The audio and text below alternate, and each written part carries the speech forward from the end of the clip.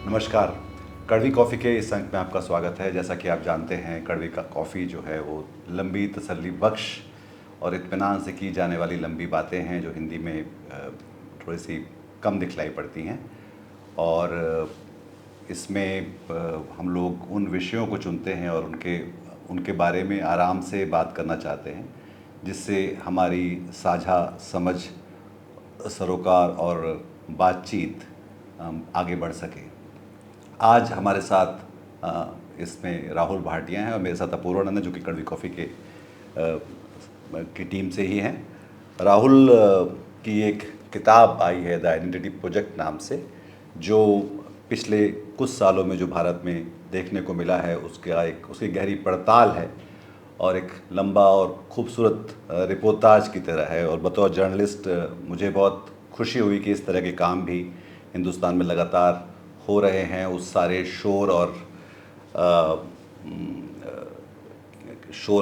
Shrill और क्या बोलते हैं, ये सब जो डिस्ट्रैक्शंस के बीच में राहुल जो हैं वो एक अवार्ड विनिंग लेखक और पत्रकार है जो मुंबई में रहते हैं। उनका काम जो है न्यूयॉर्कर, गार्डियन के लॉन्ग रीड्स है उसमें छप चुका है। उनको ट्रू स्टोरी अवार्ड मिला 2024 में और हार्वर्ड रैटक्लिफ इंस्टीट्यूट के फेलो रहे हैं 2022-23 में। उनका लिखा कैरावन जो मैगज़ीन है अंग्रेज़ी में यहाँ जो दिल्ली से निकलती है उसमें लगातार छपता रहा है। और उनका रॉयटर्स ग्लोबल इन्वेस्टिगेशन टीम में वो धर्म,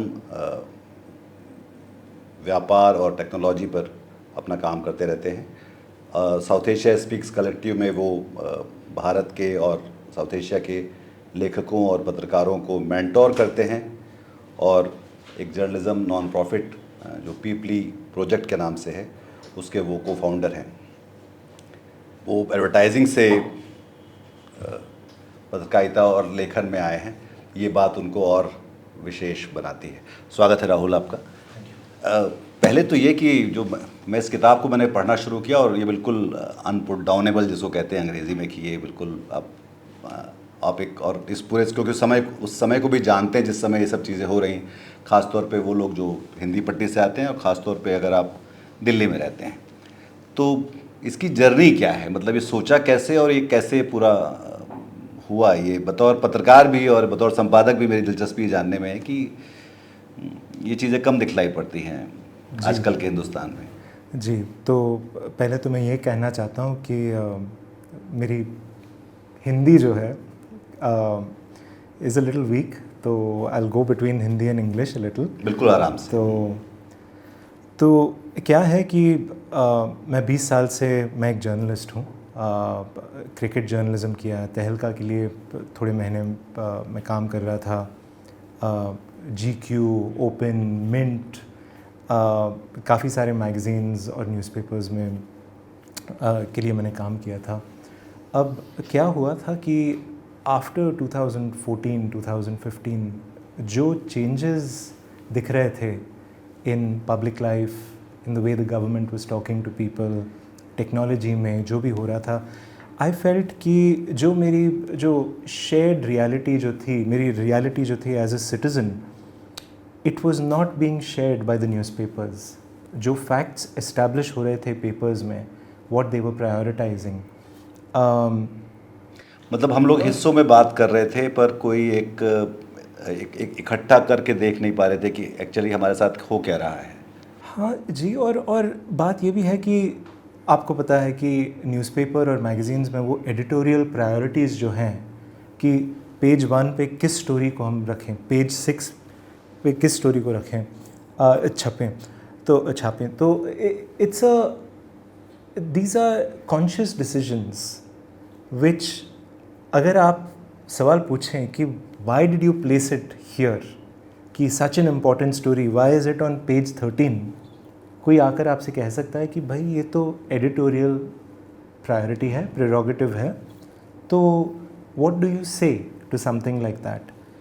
तो what I am trying to say is that जो हमारे देश में हो रहा था, जो नफ़रत जो फैल रही थी, जो किलिंग्स हो रहे थे, जो मॉब लिंचिंग्स हो रहे थे, आई फेल्ट कि एक तरह का एक नैरेटिव आ रहा था. Now at one level there is a narrative कि the country we are in is progressing, देश तरक्की कर रहा है.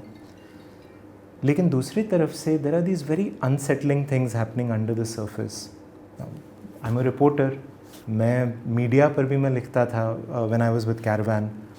तो उसमें I had a sense of how newspapers and magazines were working. जो एडिटोरियल चॉइसेस हैं वो क्यों ऐसे होते हैं. कभी कभी पॉलिटिकल प्रेशर होता है, कभी कभी आइडियोलॉजिकल सॉर्ट ऑफ लीनिंग्स होते हैं एडिटोरियली. तो all of these things they guide the news, but I was also a consumer. तो when I was a consumer of the news, I was very unsatisfied by what was happening, how the state of our country was being recorded. मतलब ultimately newspapers are a record of these times. और अगर आप बात भी नहीं करेंगे कि ऐसे हुआ, इस शहर में इतने लोग मारे गए, या for this reason this is what happened, आप follow up नहीं करेंगे, these things have a way of becoming less important. तो जो हम जिसे कहते हैं Overton window, what becomes more acceptable in a society, that starts shifting somewhere else, primarily because आपके newspapers और media जो है is not covering the issue in a satisfactory way, in a way that a proper organization should. तो ये सब हो रहा था. I was at Reuters उस time पे, और Reuters is a fantastic place. It is a wire service. It prizes speed, but it also prizes accuracy. आप कुछ भी लिखते हैं, it has to be verifiable immediately by people up and down the chain. Now, I'm somebody who takes time to try and understand. और वैसे what happens is, you know, in this country, things are happening so fast कि news, earth-shaking news आ रहा है Monday को, by Tuesday it is forgotten क्योंकि कुछ और हुआ.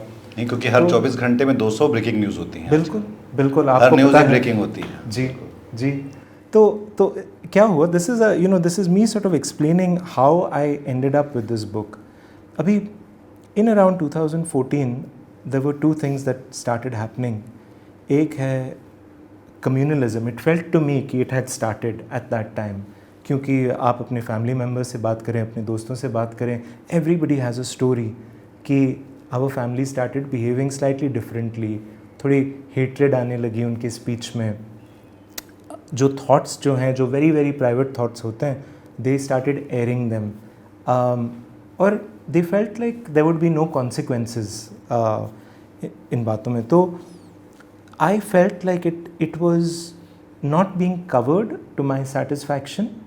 और दूसरी बात वाज आधार पे अ लॉट वाज रिटन, लेकिन थोड़े फंडामेंटल क्वेश्चंस थे मेरे मन में. Why is a number so important?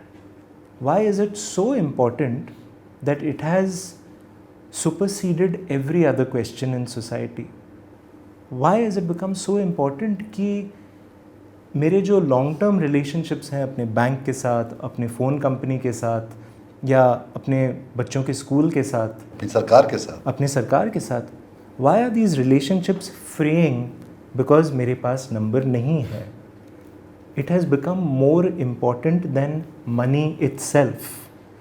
तो I started thinking about these things. आपके पास था आधार या नहीं था? नहीं था, उस वक्त नहीं था. लॉन्ग स्टोरी, लेकिन उस वक्त नहीं था. And what happened was, over a period of time, as I started looking at them, हमारे दोस्त भी कह रहे थे, I'm a long form writer, तो वो दोस्त कॉल करके बताते थे कि भाई आधार को देख लो, something is happening over here. तो फाइनली एट वन पॉइंट मेरी बात हुई थी with some civil society organisations जो आधार के क्रिटिक्स थे, और वो हमसे कह रहे थे कि भाई देखो, जब हमने ये लिखा तो इस तरह की स्क्रूटनी हुई. We were disinvited from we were uninvited from conferences, या हमारी फंडिंग जो है बंद हो गई. तो हमने एक स्टोरी लिखी थी इन Reuters which said that critics of Aadhaar were being harassed and surveilled. और उसके बाद I kept living with that. मैंने कहा I have to leave my work to explore it properly. तो जनवरी 2018 में मैंने अपना काम छोड़ दिया एंड आई सेड मैं आधार पर एक किताब लिखूँगा because it was the big issue at that time. I felt because it covered governance, technology, rights, सब कुछ. एंड मैंने सारे पेपर्स, डॉक्यूमेंट्स, कोर्ट केसेस, जो भी डॉक्यूमेंट्स थे, I gathered everything. I sat with them, I started reading. सारे interviews मैंने शुरू किए और after a while I was lost, completely lost. क्योंकि जो आर्ग्यूमेंट्स थे बड़े टेक्निकल थे. दे वर एक्सट्रीमली थोड़े मुझे थियोरेटिकल लगे. I did not know how to explain them to myself. I did not know how to make a story out of them. And then after all of that, I just sat tight for a little while. मैंने कहा I will keep my eyes and ears open and I will look at what's happening in the country generally. तो ऐसे हम journalists हैं, there's not, you know, it's not just one thing that you do. up you're looking at this, you're looking at that, वैसे.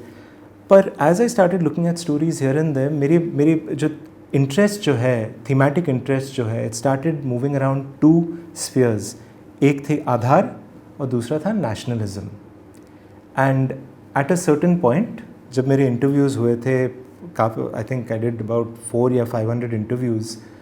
Eight a certain point the two started to come together and that was a lucky break उस time पे.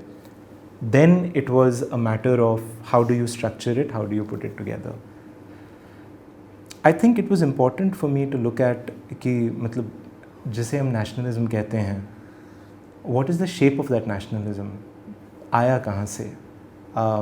Is it nationalism actually? Because we use the term freely, lazily, but who is a nationalist?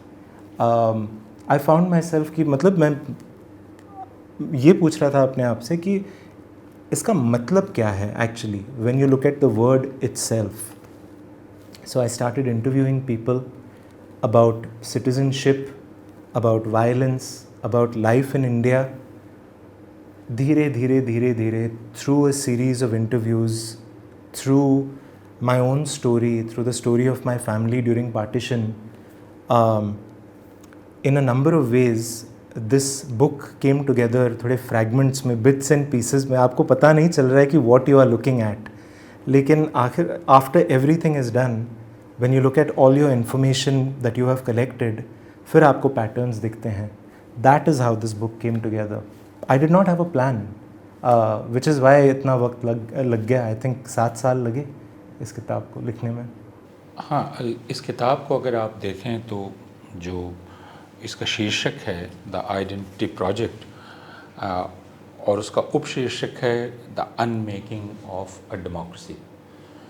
तो एक identity project है, यानी आप एक identity बनाना चाहते हैं, उसको गढ़ना चाहते हैं, लेकिन साथ साथ ये एक चीज़ की बिखरने की भी कहानी है, और वो जमहूरियत के या जनतंत्र के बिखरने की कहानी है, या आप जो भारत की का जनतंत्र है. ये दोनों चीज़ें जुड़ी हुई हैं.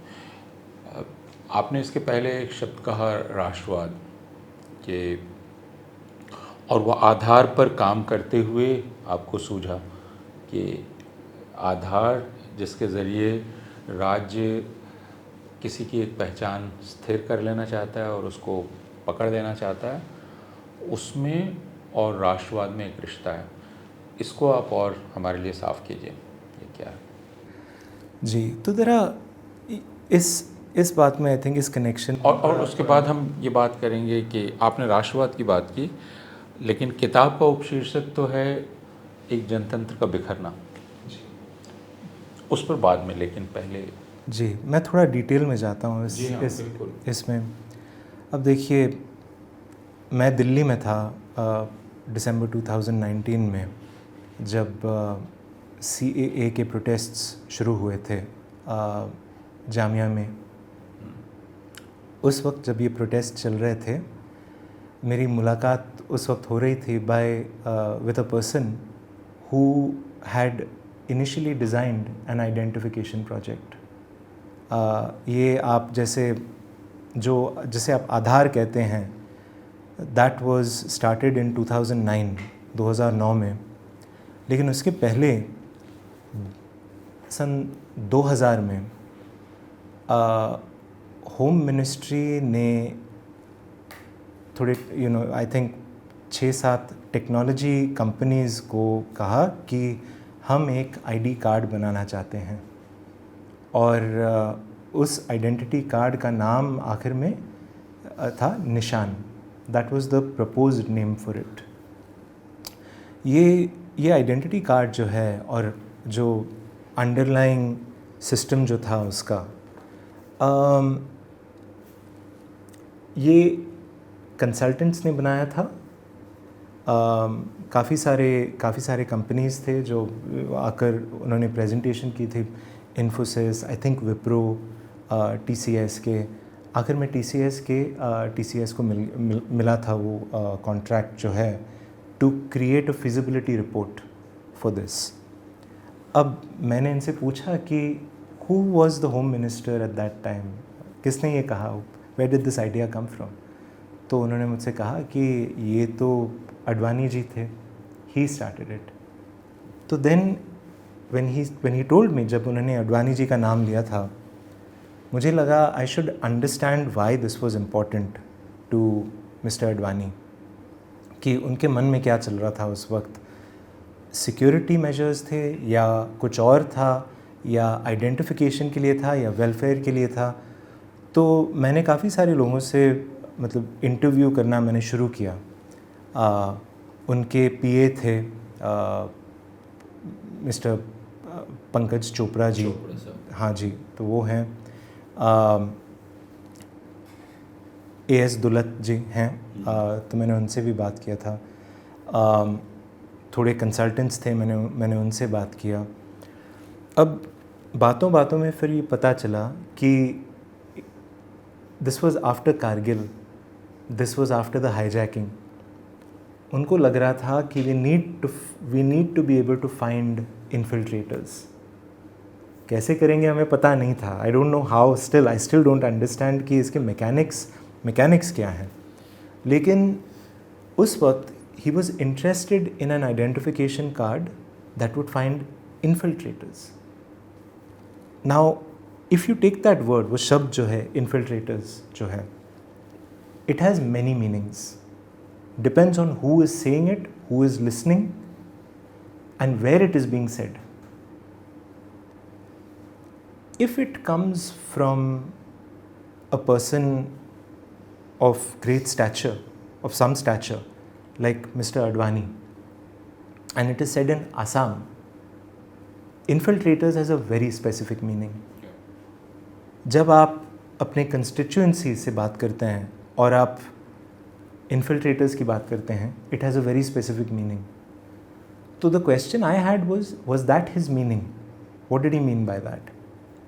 तो फिर मैंने काफ़ी सारे लोगों से बात किया जो आसाम में हैं, हु फॉलो सिटीजनशिप डिबेट्स, उनसे बात किया. I asked this consultants also कि what did he mean by infiltrators. और आप उस वक्त कोई लिटरेचर था, कोई ऐसे जर्नल्स थे जो आप पढ़ रहे थे, कोई रीडिंग मटेरियल था जो होम मिनिस्ट्री आपको दे रही थी उस टाइम पे, so that you had some idea of the problem.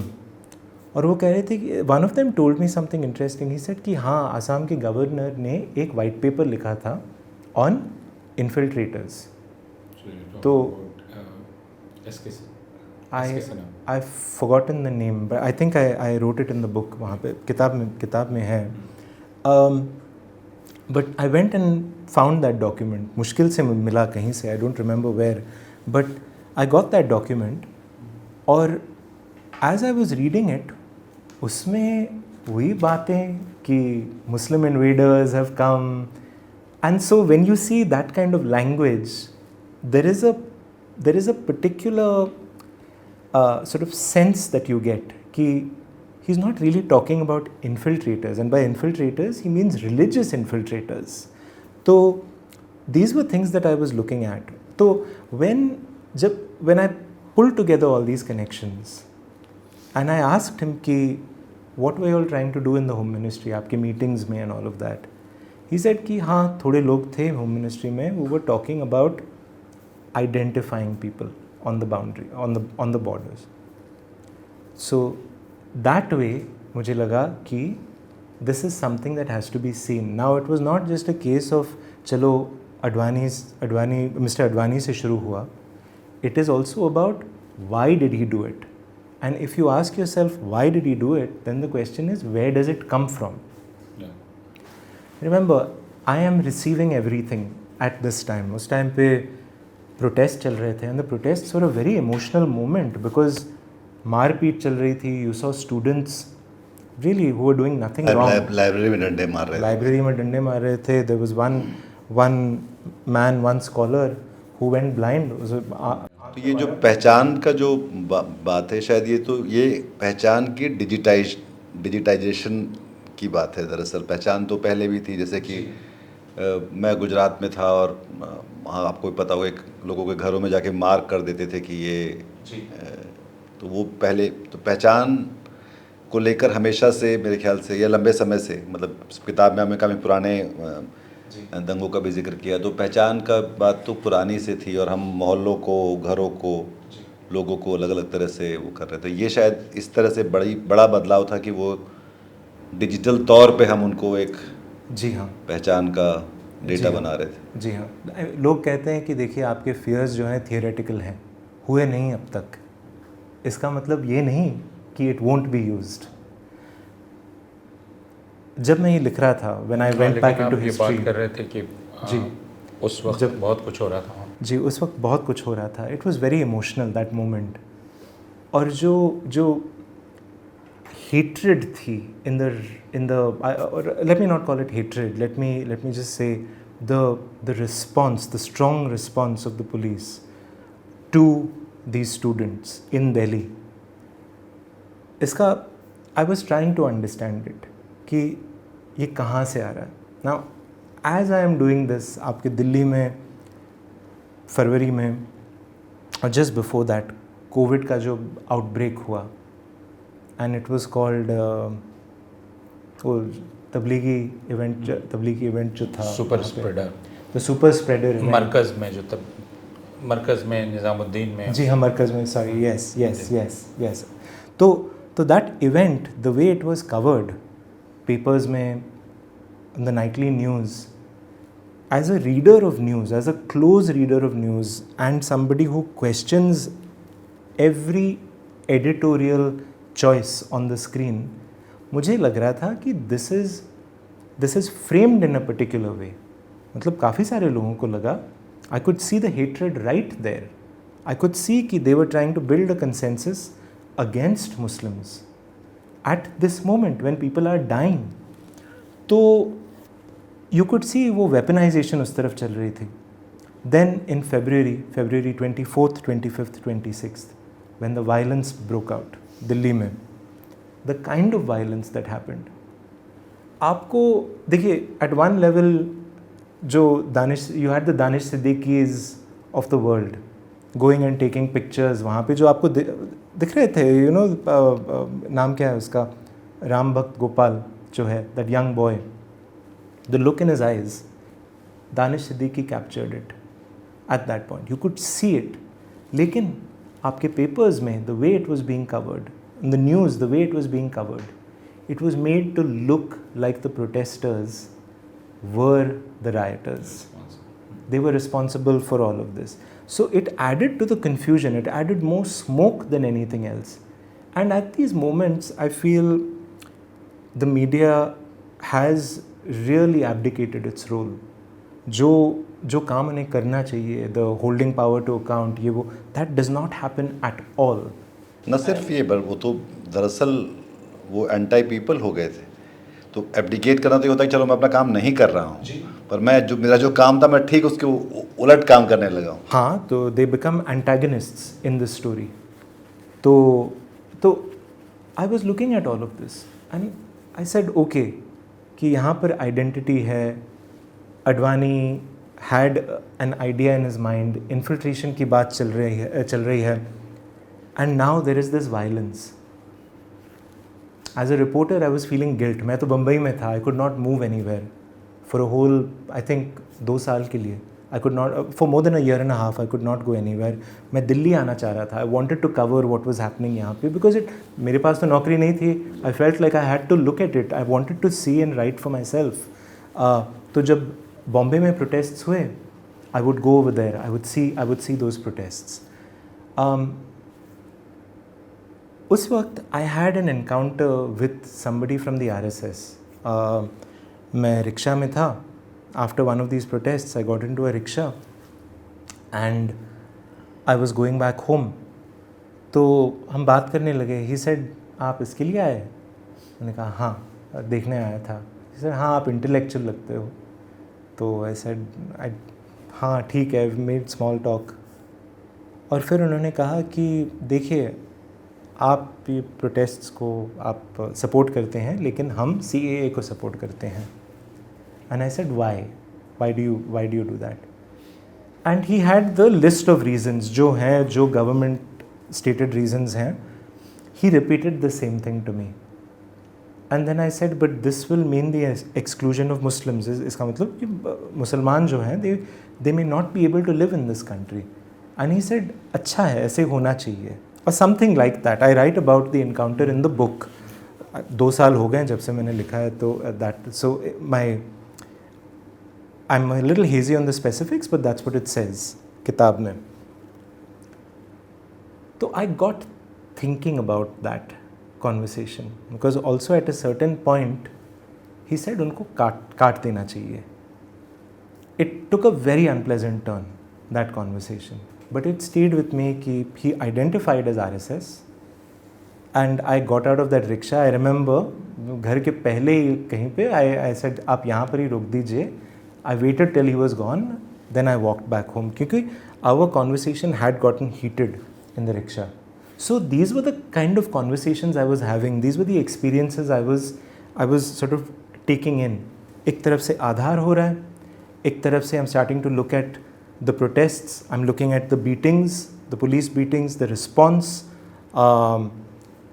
I still don't have an idea how bad the situation is Delhi में, especially North East Delhi. अपना guilt भी है कि I'm not able to go. ये conversations हो रहे हैं दूसरे लोगों के साथ. Finally, 2021 में I went back to Delhi. And I said, let me understand कि हुआ क्या यहाँ पे. तो when this happened, when I went there, और मेरे थोड़े guides हैं, some people took me in, जो witnesses थे, और उन्होंने मुझे बताया कि इस गली में ये हुआ, उस गली में वो हुआ. They started building a picture for me. फिर videos आने लगे मुझे, photographs आने लगे, documentation आने लगा. And I started talking to more and more people. जैसे रिपोर्टर जाकर करते हैं, you go to an unfamiliar place और फिर आप लोगों से पूछते हैं, एक दूसरे का नाम देता है, दूसरे तीसरे का नाम देता है, and then suddenly you build a network of people who you can talk to. तो वो हुआ मेरे साथ. And then RSS का नाम आने लगा, शाखा का नाम आने लगा, ये वो. And I was already looking at Advani. So I said to understand what is happening here, I need to understand कि Advani, what was in his mind, how did he become Advani? So when that happened, I started going back in time, started going back towards the RSS, past before 1947, Hindu Mahasabha se the connections with Anushilan Samiti and the revolutionary groups वहाँ पे. Not to say that there was an ideological connection, लेकिन knowledge moves across geographies. जैसे anyway, we'll come to that later. But Anushilan Samiti and then back to Arya Samaj. So when I looked at the Arya Samaj, उस वक्त, that was when I saw cow protection societies, music outside mosques, gangs of young men coming together. मैंने कहा this is all very familiar. ये तो मतलब we could be describing what is happening today. So that's when I settled down वहाँ पे. मैंने कहा ये book की grounding है. This is the root of it. As a journalist, I felt that कि this is the root for the book, and from here, things will start to flow. So that's how I came to it. Nationalism was always present इसमें. Identity was always present इसमें. Identity पहले तो पहचान, who you are, who I am, पर also in a larger sense पहचान का मतलब who is an Indian, who is a nationalist. ये सारे questions आ रहे थे. These were themes that were emerging. मेरे पास कोई plan नहीं था, कोई I had no outline also. मैंने कहा बस ये अपने let me be curious, archives में जाता हूँ, लोगों से मिलता हूँ, सवाल पूछता हूँ, देखते हैं क्या होता है. That's how it came together. तो कहानी अगर इस किताब को देखें तो इसमें कहानी है और कहानी के कुछ किरदार हैं, कुछ चरित्र हैं जिन चरित्रों को आप लेते हैं, वो चाहे मेहरबान हो या निसार हो जी. और भी लोग हैं उनके साथ, और कुछ चरित्र हैं जो बिल्कुल ज़िंदा हैं, जो अभी भी होंगे, और कुछ हैं जो अतीत के हैं, इतिहास के हैं, जिनमें आपकी खासी दिलचस्पी है, जैसे मुंजे साहब हैं या फिर गोलवलकर हैं या हेडगेवार हैं या और भी लोग हैं, अडवाणी नज़दीक के इतिहास के हैं. तो यह जो कहानी आप कह रहे हैं, ख़ासकर उत्तर पूर्वी दिल्ली की कहानी, नॉर्थ ईस्ट दिल्ली की कहानी, जहाँ 2020 में हिंसा होती है, 24, 25, 26 फरवरी 2020 और कोविड का आना. तो और ये चरित्र एक प्रकार से आपके सूत्रधार भी हैं जो आपको लेकर चलते हैं जी. उस पूरी जर्नी में. तो आप कुछ उसके बारे में बताएंगे, उन लोगों के साथ आपने कैसे ये सफ़र किया, और ये सफ़र आगे और पीछे का है. जैसे आपने कहा एक आधार है जिसने दरअसल इसकी शुरुआत की, लेकिन उसके बाद ये हिंसा है, और फिर आरएसएस को उस आदमी से आपकी मुलाकात है, और फिर आप अनुशीलन समिति तक पहुंचते हैं, आरएसएस तक पहुंचते हैं, हिंदू महासभा तक पहुंचते हैं, और समझने की कोशिश करते हैं कि दरअसल ये पूरा प्रोजेक्ट क्या है आइडेंटिटी का. तो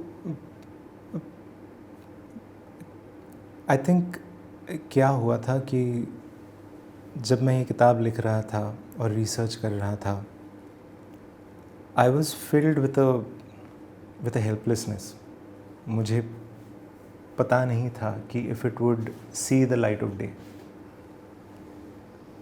all I did was interview people for a very long time. काफ़ी टाइम से बस जब मैं आता था दिल्ली, यहाँ पर बम्बई से दिल्ली आता था, लोगों से मिलता था, इंटरव्यूज़ करते थे मैं, और काफ़ी लंबे इंटरव्यूज़, ऐसे नहीं कि मतलब आधे घंटे के लिए या 1 घंटे के लिए, 4-4, 5-5 घंटे के लिए. We used to sit and talk. घर जाकर मैं कॉल करता था उन्हें. मुझे एक थीम नहीं मिल रहा था उस वक्त, बिकॉज़ जो भी मेरे सामने था, जो अपने देश में चल रहा है उस वक्त जो चल रहा था, it felt like it was part of a larger story. लेकिन वो लार्जर स्टोरी है क्या? Is it technology? क्या वो गवर्नेंस है? क्या वो राइट्स की बात है? क्या इज़ इट अबाउट जस्टिस? तो I really had no idea. It was a very unstructured way of looking at it. काफ़ी सारे लोग मुझसे कह रहे थे कि भाई ऐसे मत करो, you will harm your self if you think about it this way. आप एक काम करो, यू क्रिएट अ टाइमलाइन, या तो आप एक क्या कहते हैं, एक create a sort of structure for your self, कि ये थीम है, फिर ये थीम है, ये थीम है, ये थीम है. None of these things felt right to me, and I will come to this question right now.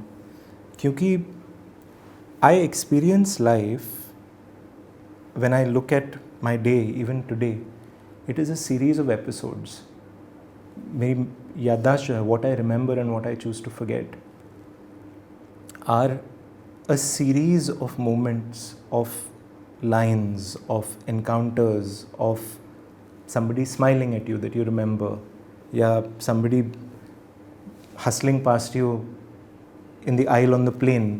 So these are the things that consist of that make a day. और मुझे when I wrote this, when I started writing this book and thinking about it, I wanted it to have that feeling of a larger story playing out on the backdrop of smaller stories, people's lives, जो लोगों के साथ हो रहा है. I wanted that context around them at all times, historical context, political context, the how justice worked. I wanted that to be everywhere in the background. Like I wanted the reader to feel, जब वो पढ़ रहे हैं, कि जो sense of oppression है, that should come out at some level. Experience level पे वो कहते हैं ना कि show don't tell. यहाँ पे I kept thinking कि show don't tell is level 1.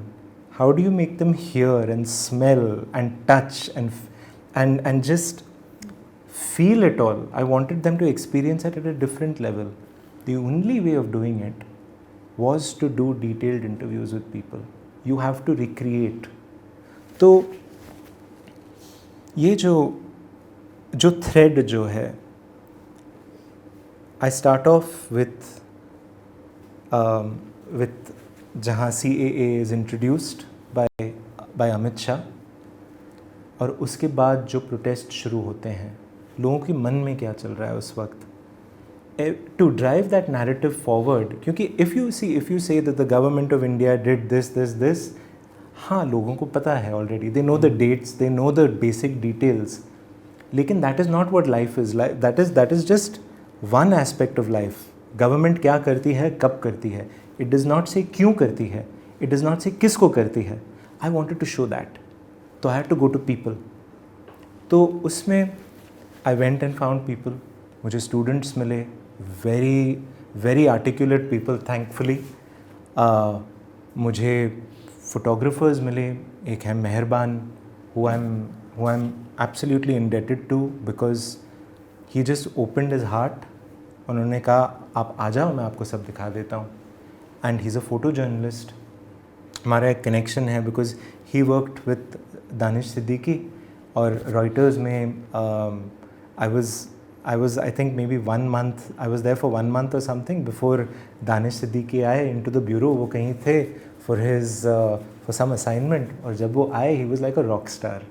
मतलब people got up from their desks, they went and met him, ये वो. तो there was that connection, and मेहरबान just said मैं आपको दिल्ली दिखा देता हूँ. तो he took me around, और बातों में I got to know more people. एक दिन I was sitting at a doctor, एक हॉस्पिटल में मैं था, एंड उस हॉस्पिटल के डॉक्टर जो हैं डॉक्टर अनवर, अल हिंद की बात कर रहे हैं, यस. वहाँ पर एक डॉक्टर अनवर हैं. वो मुझसे कहते थे, उन्होंने मुझसे कहा कि देखिए एक देयर इज़ वन मैन, आप उनसे बात कर लीजिए, थोड़ी हिम्मत दीजिए उन्हें, ही इज़ अ विटनेस. और वो निकले साहब निसार भाई. और जब मेरी मुलाकात हुई निसार भाई से, you know as a journalist, देखिए I have been doing this for nearly 20 years. जब कोई एक्स्ट्रॉर्डनरी आदमी आपके सामने आता है, you are not able to recognise him immediately, लेकिन something feels different about this person, the person himself. maybe it's in the way he was sitting, या उनके चश्मे जो थे.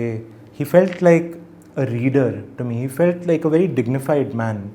He was at that time I think he was about 48 or 49 उस वक्त. And he was very quiet. And then he started telling me his story, and it was an extraordinary story. तो उस वक्त मैंने कहा this is a person I want to talk to. And I went and stayed in touch with him.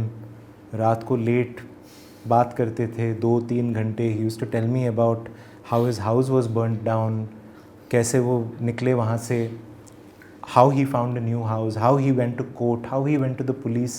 तो इसमें the picture that was emerging, if I can show you, if I can help you visualize it, it was like a tree trunk, or these people were turning out to be tree trunks, or the picture that they were describing felt like branches that were emerging, and I wanted to see everything.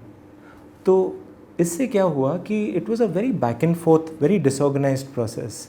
लेकिन I paid attention to what people were telling me. जो लोग कह रहे थे मुझसे, कान खोल कर मैं सुन रहा था. I wanted to understand their experience, I wanted to understand the pen.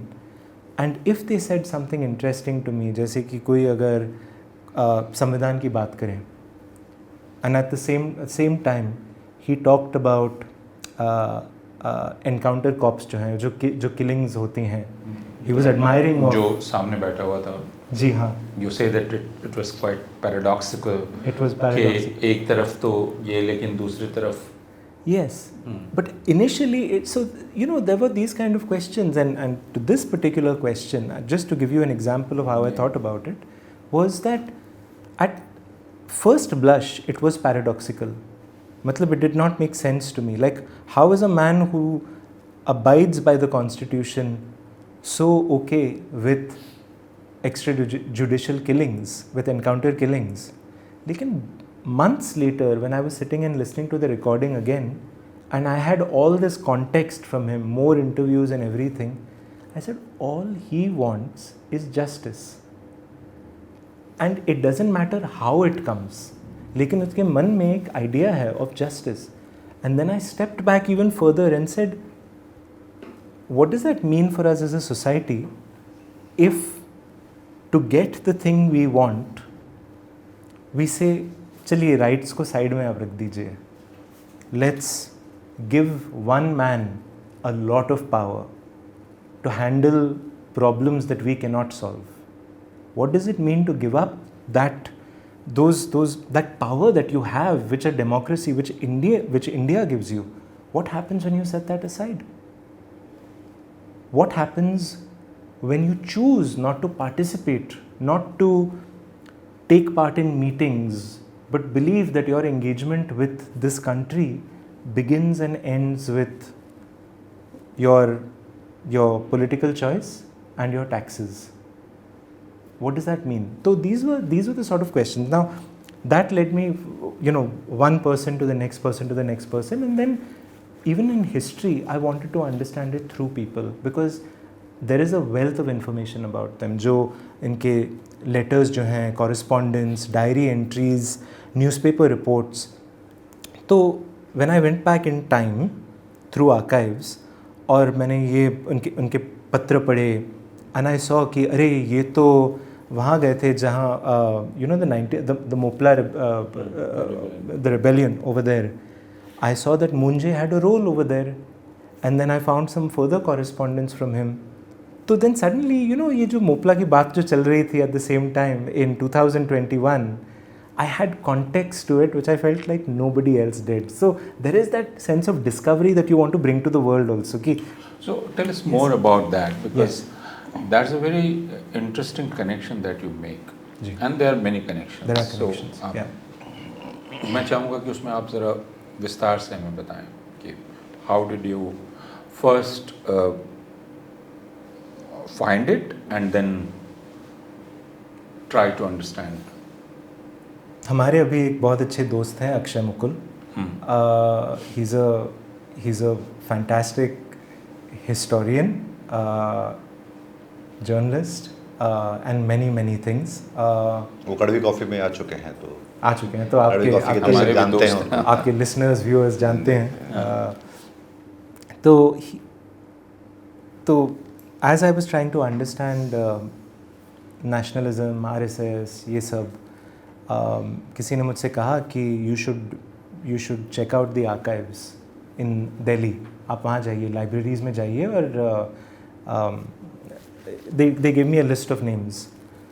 तो I said I don't know how to do this. तो उन्होंने कहा अक्षय से बात कर लो. तो I called up Akshay, and मेरी उनसे बात कभी नहीं हुई थी, but he did what he does with every person who wants to know. He helps them out. So he told me how to go about it. And then मैं आया यहाँ Delhi. I got into the archives. जैसे हम internet search करते हैं, Google search करते हैं, वैसे ही मैंने शुरू किया. थोड़े कीवर्ड्स डाल दिए. I read everything that there was on the subject. जहाँ पर भी mentions आते हैं, सब कुछ पढ़ा. That led me to other discoveries, like for example, किसी एक document में था, I was struck by it कि जो जो हर साल संघ का जो जहाँ पर वो डोनेशन ड्राइव जो रहता है उनका एक गुरु दक्षिणा जिस दिन पे होता है, अराउंड दैट डे कोई था उनका मतलब supporter who donated a plane to them, एक डॉक्यूमेंट में था वहाँ पे। आई वॉज तो you jot down this things. तो as I was doing this, एक there was a person whose name came up very often, जो मैंने कभी सुना नहीं था उनका नाम। वो है बालकृष्ण शिवराम मुंजे, जो हैं BS मुंजे। एंड उनकी कॉरेस्पॉन्डेंस थी लाइब्रेरी में वहाँ पे। तो I asked for those documents, धीरे धीरे पढ़ना शुरू किया मैंने, and I saw that he was one of the people, he played an important role in the Mahasabha, which at one point was larger than the RSS. It was a sort of body to which every aggrieved Hindu came to, you know, for communal reasons or for whatever reasons, कि यार हिंदू खतरे में है या ये हो रहा है in this corner of the country या उस corner of the country. And as I was reading about him, I read his speeches. I read one particular speech जहाँ पे he says कि देखिए, if music outside mosques on main roads is the problem, और ये है 1920s की बात, if music outside mosques on main roads is a problem, why are mosques being built on main roads? आप कहीं और डाल दीजिए. And I laughed when I saw that, because you can see what it means. You're reading all of these things. So there was humor. There was also, I felt comforted उस time पे as I was reading all of this, because I felt suddenly कि अरे, our problems did not begin in 2014. ये तो 100 साल से चल रहा है. बिल्कुल, it's been going on for a long time. तो Munje became an important character, partly because he's very articulate, partly because he's going across the country meeting people, he's organizing. He wants to turn Hindu society into a militia that can come to the defense of Hinduism at any point in time. Now, एक danger है इसमें, and historians will happily and repeatedly tell you this until you are sick of it, कि देखिए जो उस time पे हुआ, do not compare it to what happens today. And so at the beginning I was making that mistake कि मैं past को देख रहा था लेकिन in the context of the present. So then I started thinking कि उस time पे what was law and order like? What were the fights like? जब ये riots हो रहे थे, what were they like? I started reading a lot more, और फिर धीरे धीरे in my own way I came to my own understanding that ठीक है, in government you had a preference in colonial administrations, you had a preference for Kayasts and Muslims and people who could read Urdu and write in the Persian script, basically. And others were looked down upon for the way they spoke, for those things. So I started building that. And so when that happened, I could see through Munje's eyes what exactly the threat was, how he saw it. But at the same time, I'm also trying to contextualize the present. I'm also trying to show कि Munje's ideas changed, or maybe they reached their conclusion, or this is currently a point of their evolution, the latest point of their evolution. morph होता हुआ manifest हो गया. होता है. This is where we are today. जो militarized society होनी चाहिए, the young men who are going around bullying people, वो आज दिख रहा है हमें. So I saw all of this. I saw how when he talked about Mupla, when he talked about what happened over there, he had the letters he wrote back, a report he wrote back, which was actually an influential report that affected a lot of people and led to, if I remember correctly, led to a burst of fundraising for the Hindu Mahasabha at that time, was that thousands of people had been converted at that time and he had reconverted them back वहाँ पे. तो उस time पे शुद्धि और संगठन का भी वो चल रहा था उस वक्त. So in the context of all of those things, I see Munje as a singular figure who I did not know why I was not seeing him. He was an extremely articulate man. लोग आ रहे थे to him for support. They were asking him for money. He was very annoyed with Gandhi, saying that Gandhi was essentially this talk of peace meant that he was going to absolutely ruin Hindu society. So you see him and his evolution over time, and for me, all of that was. He struck me as an extremely, in some ways, although he was very stuck in his thinking in a certain way, in other ways, he felt oddly modern. I don't know how to describe it. Lekin around him were people who could not or did not see a larger picture. And he was at some level able to, he was urbane. He was going to Italy. He was meeting Mussolini. वहाँ पर. He went and saw Balaila. He worked very hard at making that meeting with Mussolini happen. He comes back. He creates a school, what you call the military academy outside. The Bhosle military academy. So you see this. You see him putting in the hard yards. You see him raising funds, and it showed me that to organize and to sort of create the kind of society you want, it takes a lot of work. It takes a lot of dedication. So that's why he became one of the key characters in this, because as I was reading him, as I was watching his drive, I am setting aside his beliefs and the sort of poisonous discourse that he, the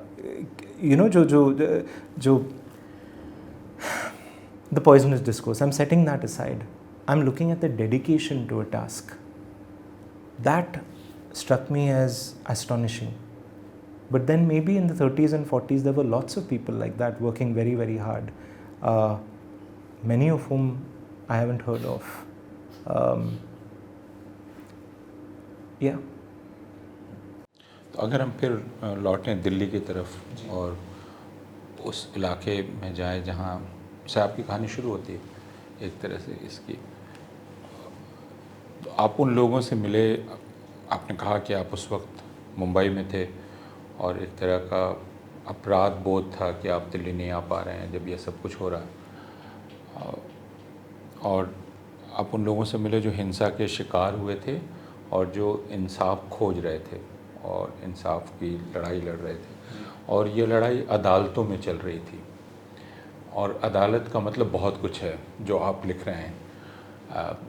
जैसे आपने कहा कि मेहरबान ने आपको एक गवाह से मिलाया और वो गवाह निसार निकले, लेकिन गवाह होने का क्या मतलब है और अदालत में जाने का क्या मतलब है, गवाहियों का क्या मतलब है और इंसाफ की इस पूरी खोज का क्या मतलब है.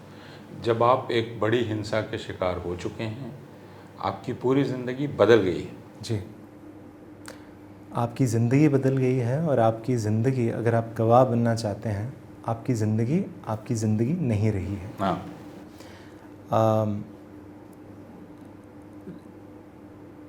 जस्टिस सिस्टम जो है, जो जिसे हम कहते हैं, is huge. Local courts, high courts, supreme court, और इनके बीच में देयर आर ईयर्स, बहुत समय बीत जाता है before you go from one stage to another. जब मैं निसार के साथ था, जब मैं उनके घर पे था और उनके साथ बैठकर मैं उनके कोर्ट के समन्स में देखता था, उस वक्त it used to hit me कि it is an endless responding to queries. कोई कोर्ट आपको बुला रहा है, या पुलिस आपको बुला रही है, या कोई सेल जो है इंटेलिजेंस जो आपको बुला रहे हैं, क्राइम ब्रांच जो है आपको बुला रहे हैं, और बार बार बुला रहे हैं. इट मीन्स आपको जो आपके साथ जो हुआ है, you have to repeat it over and over and over. आपको बार बार कहना पड़ रहा है, बोलना पड़ रहा है, until they get it right. You have to be vigilant. वो और फिर ये भी कि आप वो समय आपका उस समय नहीं तो आप कुछ कमाई या कुछ काम कर रहे होते। बिल्कुल, इट मीन्स कि उस- दैट्स इट। देखिए, निसार हैज़ अ बिजनेस, लेकिन इट वाज सफरिंग, वो कहीं जा नहीं पा रहे थे। रिलेशनशिप्स जो थे वर अफेक्टेड बाय टू थिंग्स। एक तो ही इज़ अ मुस्लिम, और उनके जो सप्लायर्स जो थे, सप्लायर्स और बायर्स जो थे वो हिंदू।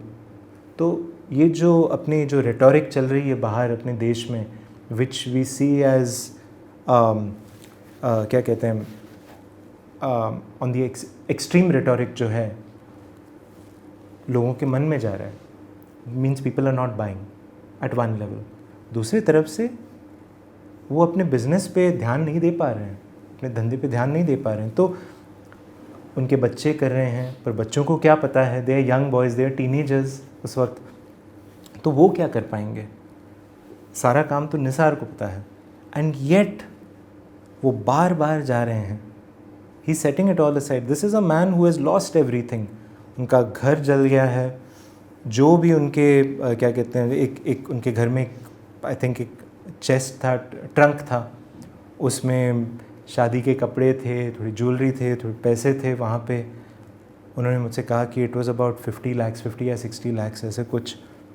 वो सारा गायब हो गया दंगों में। He has nothing. A sane, rational man would work on rebuilding his life. लेकिन he felt it very strongly कि नहीं, मेरे साथ जो हुआ है was an injustice. I want to go do this. तो seeing it through his eyes, मैं आपको बताता हूँ what this justice system is. Seeing it through the eyes of a man who wants to be a witness. जब आप police के पास जाते हैं, वो पहले तो FIR ठीक तरह से नहीं लिखते हैं। आपको वहाँ पे पहली बार फ्रिक्शन मिलता है वहाँ पे कि भाई आप देखिए, आप ये थोड़ा सादा FIR कीजिए, यहाँ पे किसी का नाम मत लिख लीजिए, वहाँ पे लिखेंगे पर्सन्स अननोन। तो ये जब निसार के साथ पहली बार हुआ, ही सेड नहीं, मैं इन लोगों को जानता हूँ जिन्होंने ये किया मेरे साथ, मैं लिखना चाहता हूँ। But to get all their names down he had to go back again and again. तो उस बात की टेंशन। देन कॉल्स आ रहे हैं उसे, उनको उनके बहन के घर से कॉल्स आ रहे हैं, हाँ जी, कि देखिए, हाँ समझौता करो, ये वो सेटिंग कर लो अपनी, ये वो। तो दीज थिंग्स आर हैपनिंग। फिर वो सोच रहे हैं कि क्या अपने घर के बाहर मैं CCTV कैमरा लगा दूँ? Will it bring more attention to put a CCTV camera वहाँ पे, या विल आई बी अनसेफ अगर मैं नहीं लगाऊँ वहाँ पे? तो फिर he thinks about protection, police protection. तो वो कोर्ट के पास जाते हैं, कोर्ट पुलिस से कहता है कि give him protection, he is a witness, ये वो। Then he has to go, मतलब he has to go to the courts also, and then he is a witness in several courts. फिर police बुलाती है उन्हें, asks him, you know, they club his testimony with किसी और के साथ। So it is endless frustration, it is bravery, and it needs the support of family. एक इंसान अकेले ये नहीं कर सकता है। That person needs the support either of society और देयर लव्ड वंस। और सोसाइटी का सपोर्ट तो नहीं मिला है, I can tell you that for sure. There are lawyers who have helped, there are, मतलब उनकी फैमिली जो है, his wife believes in it. मैंने उनसे बात किया है, you can see that she is struggling with it, but for whatever reason वो सपोर्ट करती हैं उन्हें। she says कि जो ये करेंगे सही करेंगे।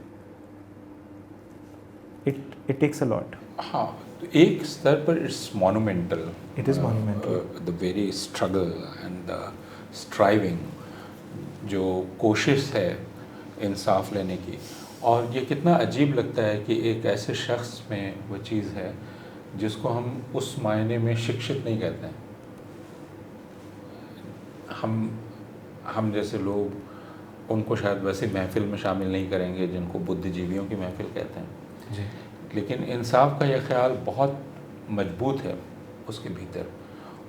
और आपकी किताब में ये लिखा है कि किस तरह वो समझौते के प्रस्ताव को ठुकराता है जी। और क्योंकि अगर उसको वो पैसा मिले जिसका ऑफ़र है तो उससे उसकी ज़िंदगी स्थिर हो सकती है, लेकिन जी वो हाँ। उसको ठुकराता है। उसकी जी हाँ। बीवी उसके साथ खड़ी है जी और उसको मालूम है कि उसकी ज़िंदगी ख़तरे में है। जी अदालत में जाना किनके सामने वो है। इसको देखते हुए खुद हिंदुस्तान में अगर आप कहें, क्योंकि आपने संविधान की भी बात की, कि हिंदुस्तान में संविधान के ख्याल को ज़िंदा कौन रखे हुए है?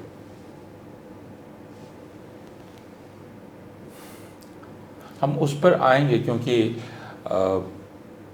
आपने अदालतों का जिक्र किया है वो मुझे बहुत दिलचस्प लगा, क्योंकि वो असली चीज़ है कि आप जब जाते हैं और भीड़ रहती है और पसीना और ऊब और वकील और हॉस्टाइल वकील और बहुत सारी भीड़, और उस बीच में आपको पहचानना है, आइडेंटिफिकेशन करना है, और एक जज है जी जो खासा ऊबा हुआ है और परेशान है खुद, और आप उस जज का वर्णन करते हैं और काफ़ी सिंपैथेटिकली करते हैं आप, और वो अच्छा जज है जैसा दिखलाई पड़ता है। जी हाँ। आई थिंक एक देखिए, नॉन फिक्शन में अगर आप देखें, अगर आप फ़ैन हैं नॉन फिक्शन के, नैरेटिव रिपोर्टाज के, तो some of the best books have been written inside court rooms, क्योंकि वहाँ पे जो ड्रामा है, वहाँ पे जो जो जो लोग मिलते हैं, जो ट्रेजेडी की जो टाइट रोप है वहाँ पे, कॉमेडी की जो टाइट रोप है वहाँ पे, एवरीबडी इज़ ऑन गार्ड। तो पहले से ही the atmosphere in a court room is electric, because there is a lot at stake. There is police वहाँ खड़ी है, they are ready to take you in if you do something, if you are found guilty.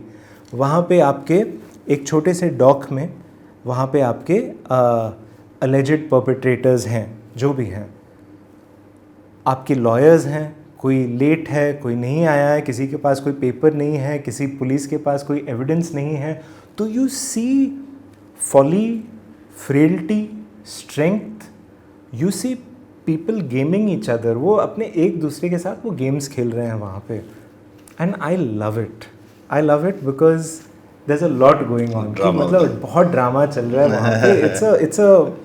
it's a I say this in the best way possible, it's a madhouse वहाँ पे।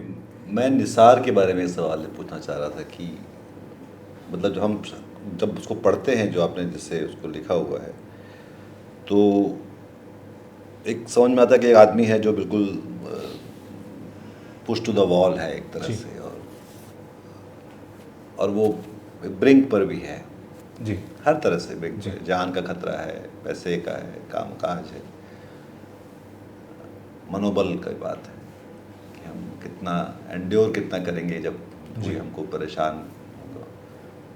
तो उसमें उसको क्या है जो वो लगा रहा वहाँ पे? वो मतलब हम में से ज़्यादातर लोग जो होते वो इस बात से परेशान हो जाते हैं कि चलो यार, ये ऐसी जो है लाइट चली गई है, ये जो चीज़ है। तो एक चीज़ होती है कि हम सोचते हैं कि हाँ, इंसाफ या जो कोर्ट्स हैं वो हम लोगों ने बनाए हैं, ये एक अभी की समाज की चीज़ें हैं, या फिर एक है कि लोग अपनी धर्म या अध्यात्म से अपनी वो इंस्पिरेशन लेते हैं।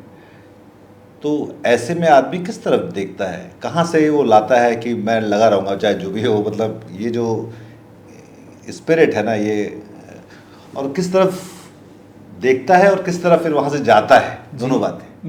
मेरे ख्याल में मैंने उनसे काफ़ी बार पूछा, और उन्होंने मुझसे ये कहा कि अगर मैं नहीं करूँगा तो कौन करेगा? मेरे साथ जो हुआ है, it is up to me to find my justice. और वो ये भी कहते हैं कि अगर मेरे जैसे 5 या 10 और लोग होते तो कितना बदलाव आता इस देश में। He is not saying it out of ego, he is saying it क्योंकि he recognises what it takes to do it. कि जो इनकन्वीनियंस है, जो डिफ़िकल्टीज़ हैं, कोर्ट में बार बार जाना, कोर्ट में जज से मिलना, जज के सामने जाना, मतलब यू आर वेटिंग, आपको 10 बजे बुलाया गया, आप 2 बजे को जज आपको बुलाते हैं और कहते हैं कि निसार भाई सॉरी आज नहीं हो पाएगा, आप जाइए, आपको वापस बुलाते हैं। तो आपको वहाँ से करकरदुमा से आपको वापस जाना होगा मुस्तफ़ाबाद, टैक्सी नहीं मिल रही है आपको। तो आई एम सेइंग कि as a witness you are filled, your life is filled with inconveniences and restrictions. आपको you have to slow yourself down.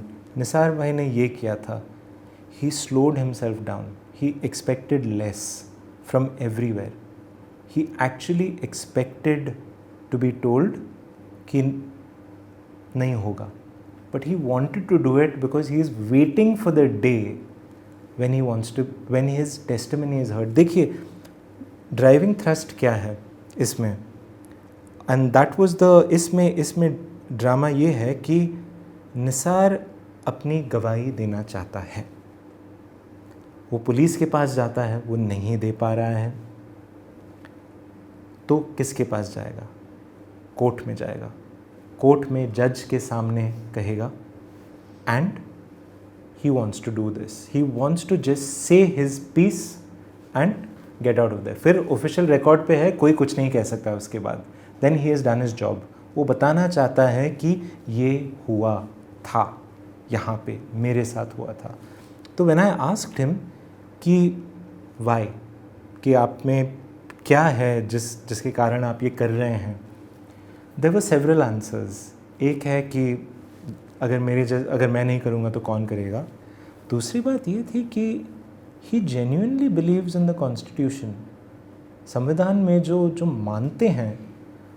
मेरे जैसे देखिए मेरे हिंदू दोस्त हैं काफ़ी सारे, तो जब हम बात करते हैं we never talk about the constitution, लेकिन जब निसार भाई के साथ जब मेरी बात हुई थी और जब बात होती थी, वो संविधान के बारे में बहुत बात करते थे। He really believed in its protections.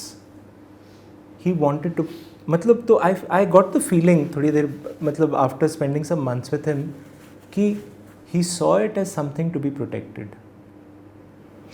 तो ये जो sorry, just one last thing, sorry. तो जिसे हम theoretical मानते हैं at some level, संविधान, ideas and this and that, he saw it as an actual physical thing that had to be protected. That was what I picked up from जब हमारी बात होती थी। ये जो नागरिक होने की एजेंसी है, मेरे ख्याल से सबसे ज़्यादा ये जो अनमेकिंग ऑफ डेमोक्रेसी को भी आप देखेंगे तो इस तरह से है, और सबसे ज़्यादा शायद उसको उसके जो निशाने पर या शिकार मुसलमान हैं इस देश के।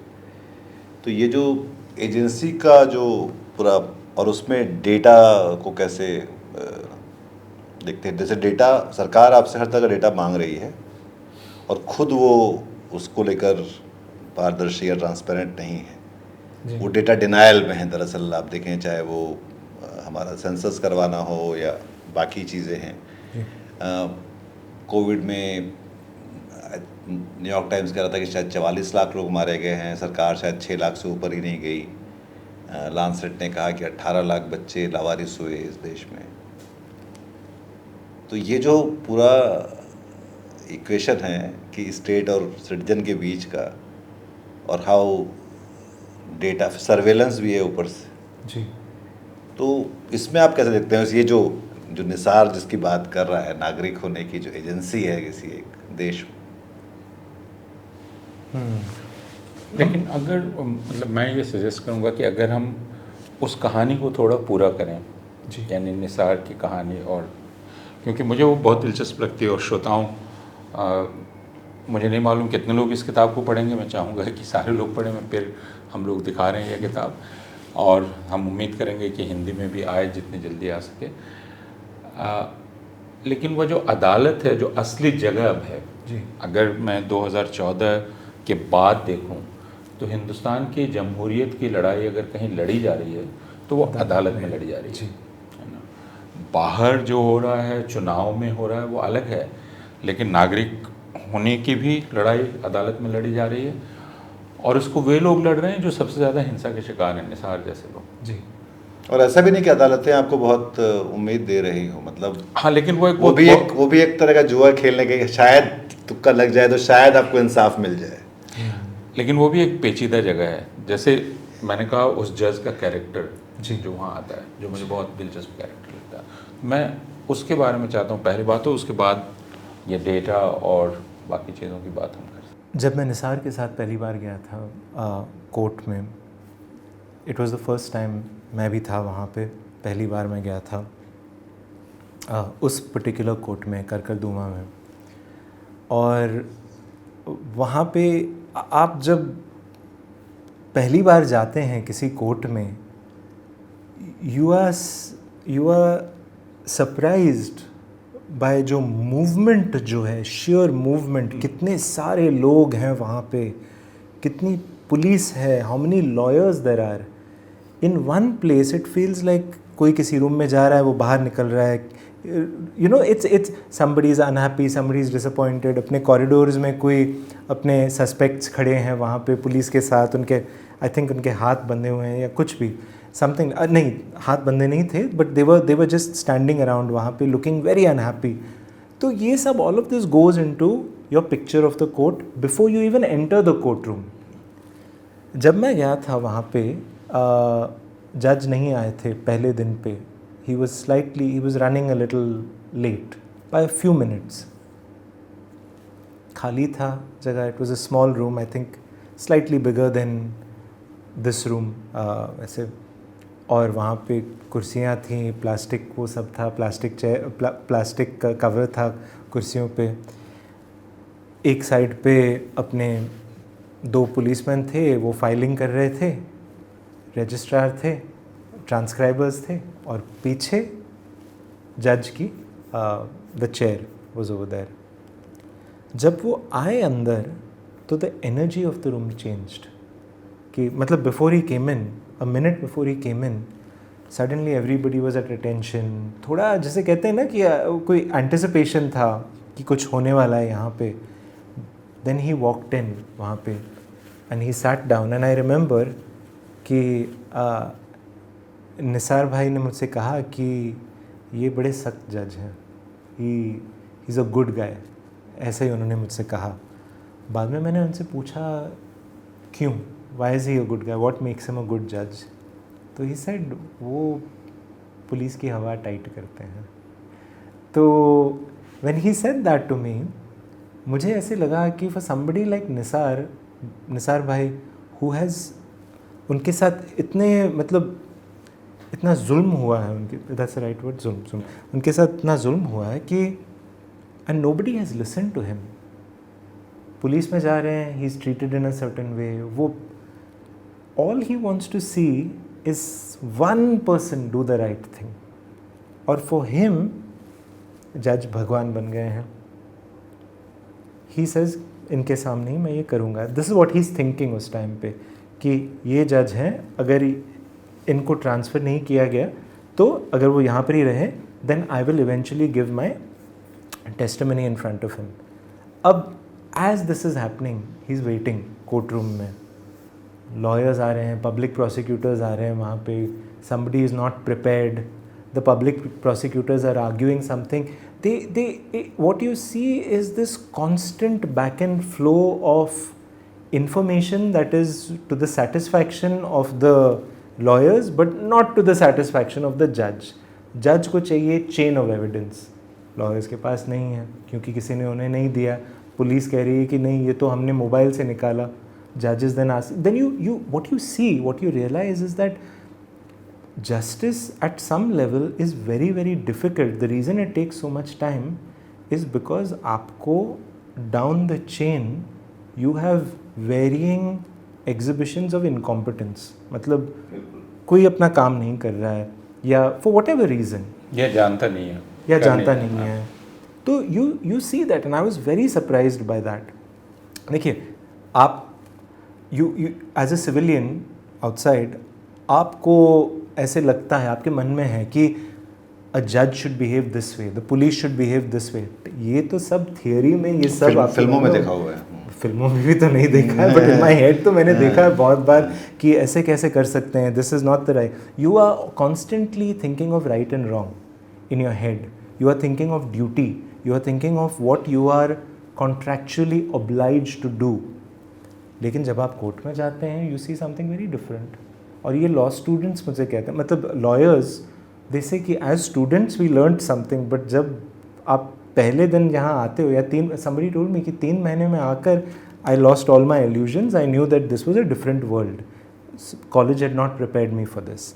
तो आपको you see a justice system not as it exists in your mind, but as a collection of pressures and tightropes that people are walking, of the way evidence is collected. You start to see कि इतने जो systems जो हम जो that we interact with on a daily basis in our lives, systems of accountability and responsibility within the police, ethics of lawyers and how they sort of do their work, how they the games they sort of play with witnesses. You start to see all of that happen वहाँ पे. मेरे लिए तो honestly it was catnip, क्योंकि वहाँ जाकर I saw people doing all kinds of things. मैंने कहा मैं बस लिखूँगा इसे. I don't need to do a thing. I just need to describe. And at the center of it all is the judge. This is his courtroom. तो जिस दिन पहले दिन में मैं गया वहाँ पे, I stood by the Xerox machine near the door, and I didn't realize कि मेरे पीछे, because of me, I was blocking the door वहाँ पे. And I was taking great joy in the fact कि judge जो हैं, he's pulling up all these people, they चिल्ला रहे हैं, public prosecutor को चिल्ला रहे हैं, police को, he's humiliating them, and I was just laughing to myself. Then somebody goes up to him, whispers something to him, he turns to me.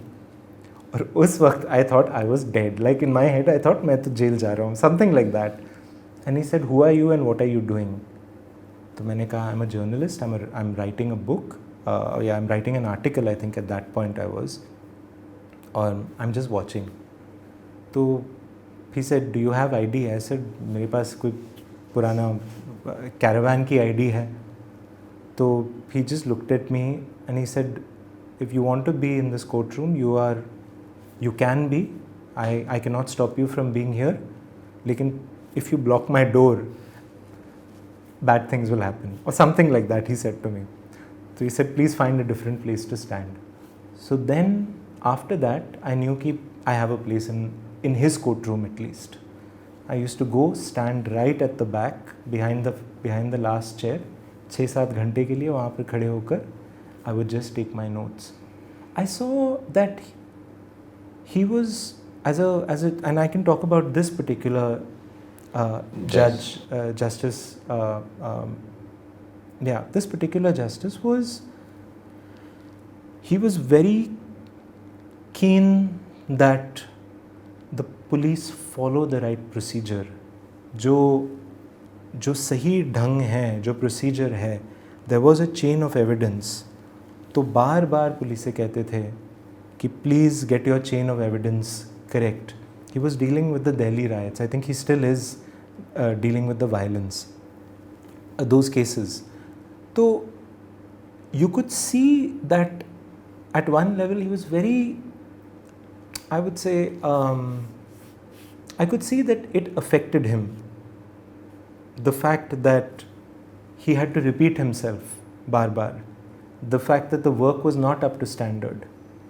But as that was happening, he was very mindful of Nisar or Nisar's time, because I honestly felt of all the people that I saw, जितने भी लोग थे, I think out of all of them एक ये justice थे जो निसार भाई को देखते थे और he used to feel like why is this man coming again or being made to come again and again to my room, and I think he tried to make it happen faster ताकि निसार भाई अपनी गवाही दे and he gets on with his life, आज़ाद हो जाए. But he was, he was also very mindful कि there was a point at which Nisar भाई वो थे अपने courtroom में आए and he was confronted. When I say confronted, I mean like the sight of, he was confronted by the accused. They were standing a few feet away from him.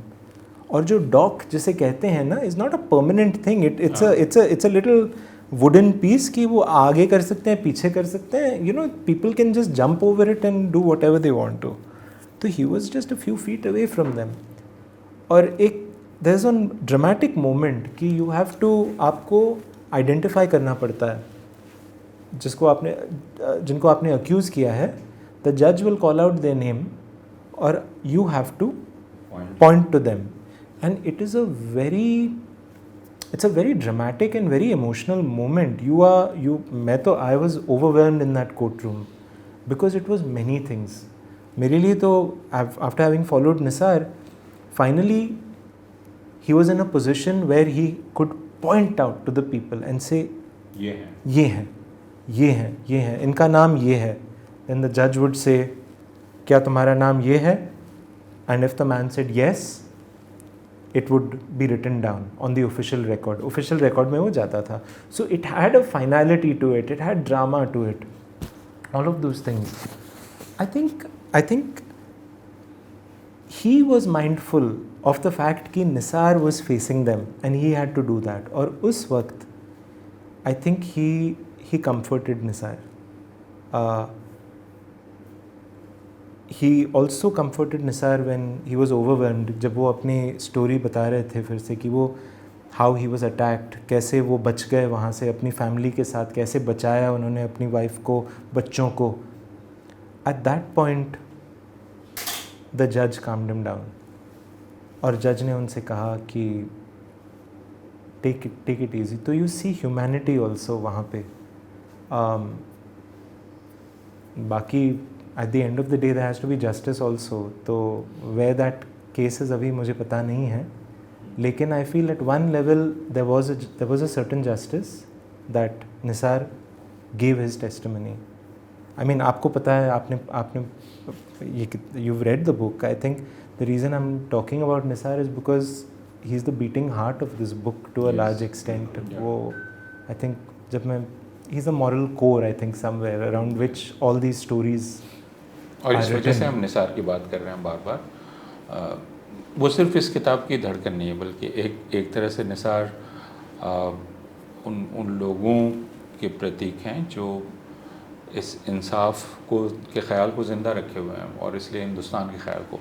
तो जब आप ये कहते हैं कि ये जमहूरियत बिखर रही है, तो दूसरी तरफ आप ये भी देखते हैं कि कुछ लोग हैं जो उसको थामे रखने का संघर्ष कर रहे हैं. निसार जैसे लोग जी, या बाकी लोग, या मैं जब बिल्किस बानो का ही पूरा सफ़र देखता हूँ जो 13 साल 15 साल का सफ़र था और वो कितना मुश्किल था जी, तो निसार की कहानी उसको बतलाती है.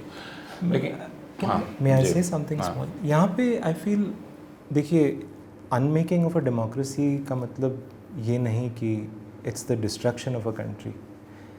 We could have said, हम ये भी लिख सकते थे on the front of the cover and it would have been accurate, the making of a new country. तो जो जिस देश निसार बचाने की कोशिश कर रहा है, that country he's trying to save it. वो जो idea है उसके मन में, he's trying to save it. At the same time the other parts of the book जो मैंने लिखा है, जो research किया है, is about people who are trying to build a different kind of country. First destroy it and then मतलब उससे उनके बच्चों की भी फिक्र है जो कि अक्यूज्ड है. मतलब ये भी कितनी बारीक सी चीज़ है जी.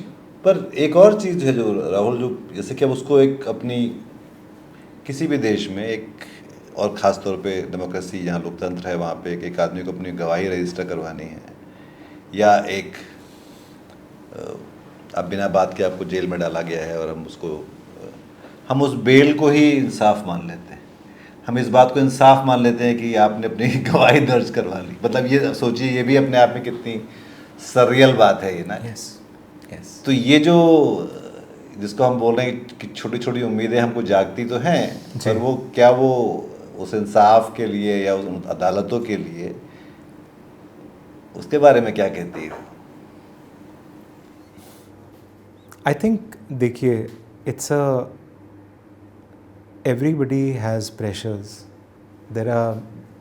ये काफ़ी बड़ा सा देश है और आपको पता है कि the way power works in this country, we are not really aware. मतलब हमें पता नहीं है कि कौन किससे बात कर रहा है, कैसे बात कर रहा है, how at some level we think I, as somebody who does not know the law, believes or would like to believe कि जो अपने constitution में है, we go by that, we follow our constitution in the courts. लेकिन जब कभी कभी judgments आते हैं, you wonder, like at least I sometimes I follow legal reasoning और मैं legal scholars के analysis में पढ़ता हूँ, and I see that they are not convinced by the legal reasoning. They feel like some things are unconstitutional or some strange things are said in certain judgments. हाँ, उसी दिल्ली दंगों के दौरान जब एक जी। हाई कोर्ट के जज को वो रातों रात उनका तबादला कर दिया गया था, ये सब भी उसी संदर्भ प्रसंग में चल रहा है ना, उसी के साथ साथ चल रहा है ये सब भी। हाँ, I actually in that particular case जो है Justice मुरलीधर जो है, I'm not sure if it was connected to that. हमें मतलब maybe I'm being naive, I don't know. लेकिन it's easy to see why we think that immediately. जैसे pattern ना, एक पैटर्न हमारे सामने बन रहा है जिसमें हमको लगता है कि इंसाफ मिलना और इंसाफ कुछ लोगों को मिलना वो अब लगभग बहुत मुश्किल होता जा रहा है, और उसमें अगर मैं अपनी गवाही दर्ज करवा लेता हूँ तो ये उसको मैं इंसाफ की जीत मानने लगता हूँ। I think lawyers भी आपसे यही कहेंगे कि it is times have changed. और इसलिए वकील आपसे ये कहते हैं कि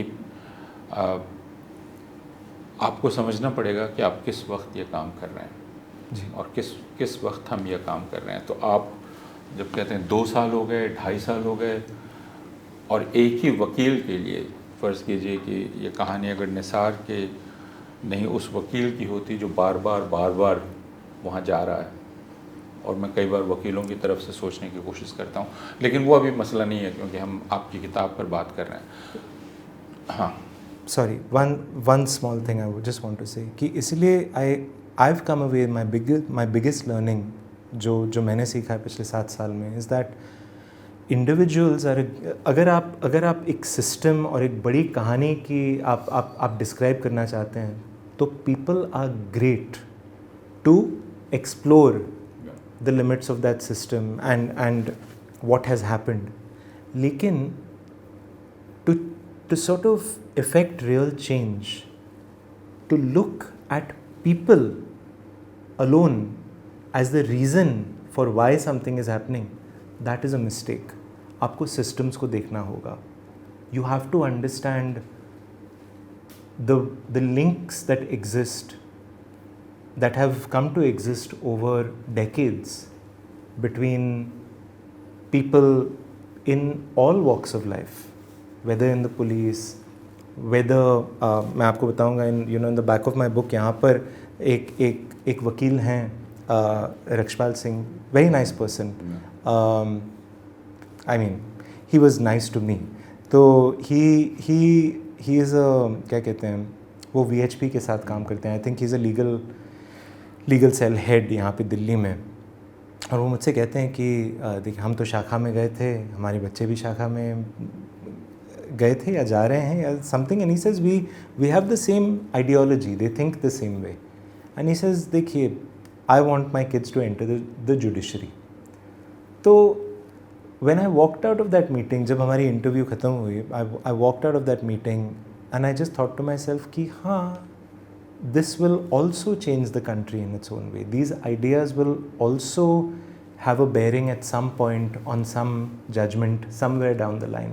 And we may notice it, we may not notice it.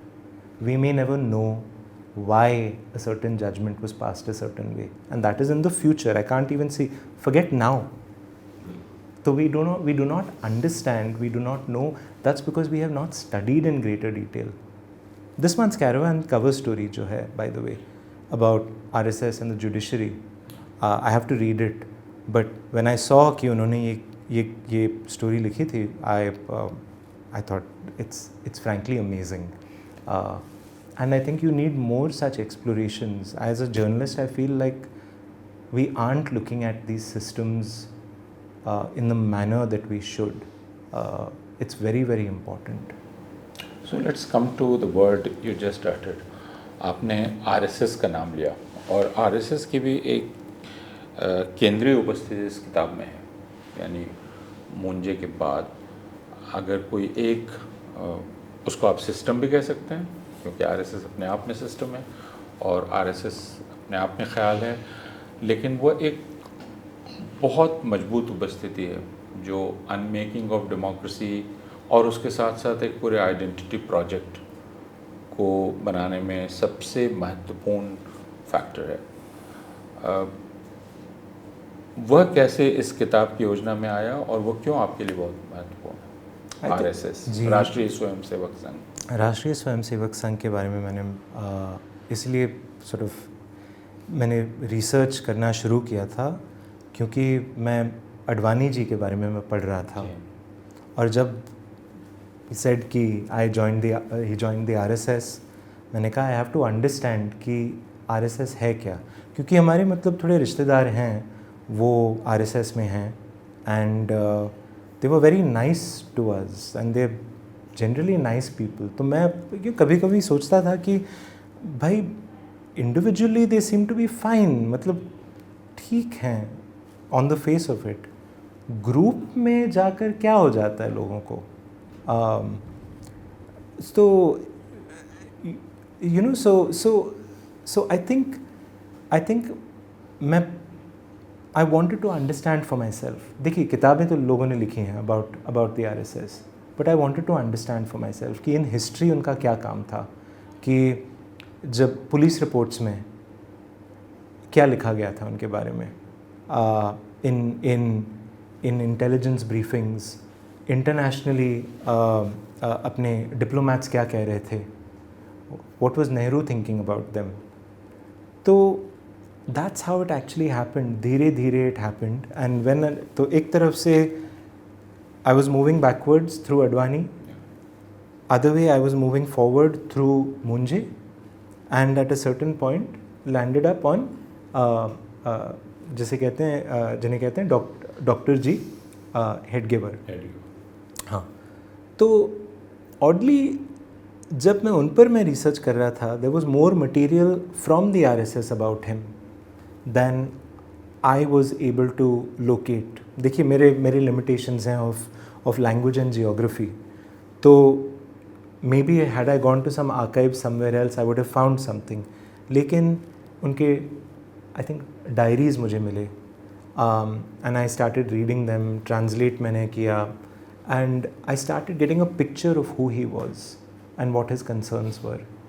But it was not, you know, he almost while he's the founder, somewhere as a storyteller, मुझे थोड़े I felt like his legend and how he is perceived today was of more value than I was able to pick up in the archives. From the archives, like there are individuals and then there are stories about individuals, and those stories tend to sort of become very significant, and they have their own effect. They have their own life. They come to life by themselves, and so I saw comics on him, and there was a book called Epoch Maker, and all of these other things, and देखिए you can tell glorification, you can when you see it, so that's what was clearly happening with those things। but at the same time the organization, जो organization है इनकी, it was becoming more and more important। it was you started to see membership rising, like shooting up during that time, and I wondered why। then it turned out कि in your police forces you had they consisted primarily of, maybe I might be getting this wrong, but it seemed to me that a majority were Muslim। I had this feeling कि जो the justice that was meted out to Hindus in particular was no justice, like it was imbalanced। So while all of this was going on, the RSS was growing।